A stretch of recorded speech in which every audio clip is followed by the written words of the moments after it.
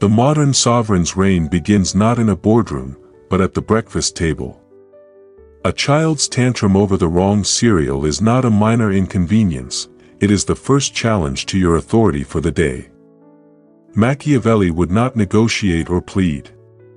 He would, with calm and utter finality, state the reality: this is what is for breakfast.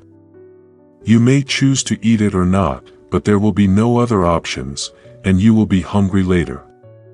The punishment, hunger, is not a screamed threat from an emotional parent, it is a natural, inevitable, and calmly administered consequence of their own choice.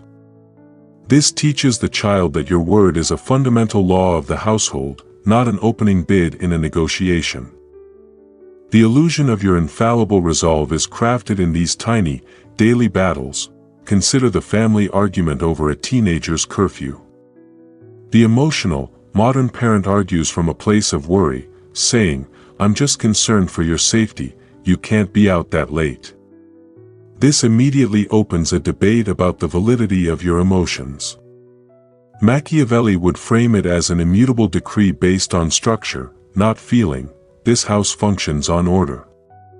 Your curfew is 11 p.m. because that is the rule that maintains that order. To be part of this house is to abide by its rules. This removes the personal and makes your authority a structural fact, like the walls of the house itself. The teenager is not fighting your emotions. They are fighting a system, and systems are far harder to argue against with teenage logic. In the realm of education, a Machiavellian parent does not beg a child to do their homework. They engineer a system of perceived choice with predetermined outcomes. The statement is never, "Please, just do your math, it's important for your future," which is abstract and weak. It is, "You have 2 hours of free time.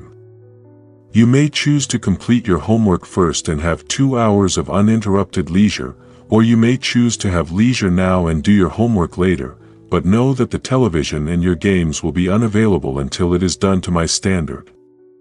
The child feels they are making a choice about their freedom, but you have constructed the entire board on which they are playing.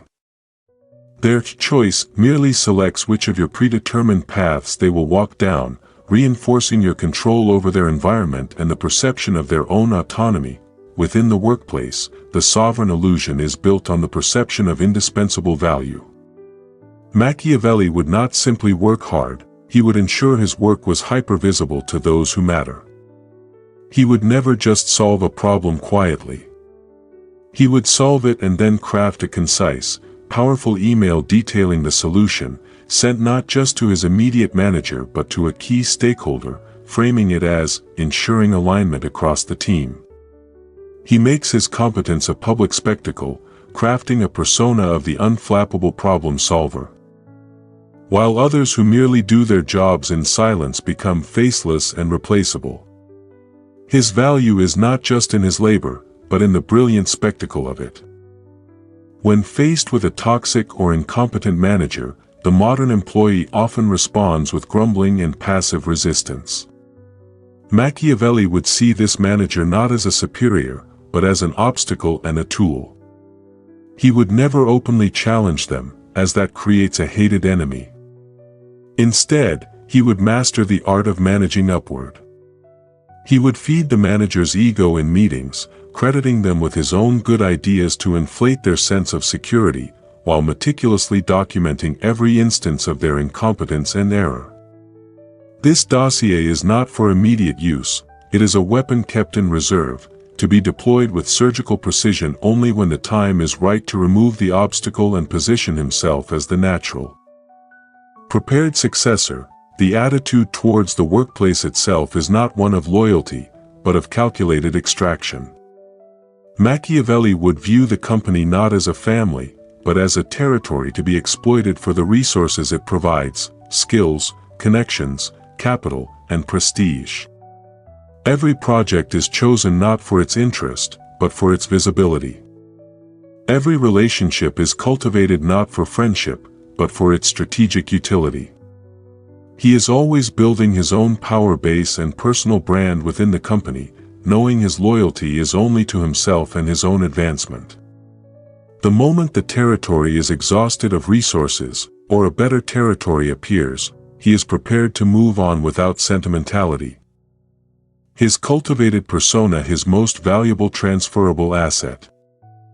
In business transactions, particularly negotiations, the Machiavellian understands that the first person to show their hand loses. In a deal over a contract, he would never be the first to state a desired price or term.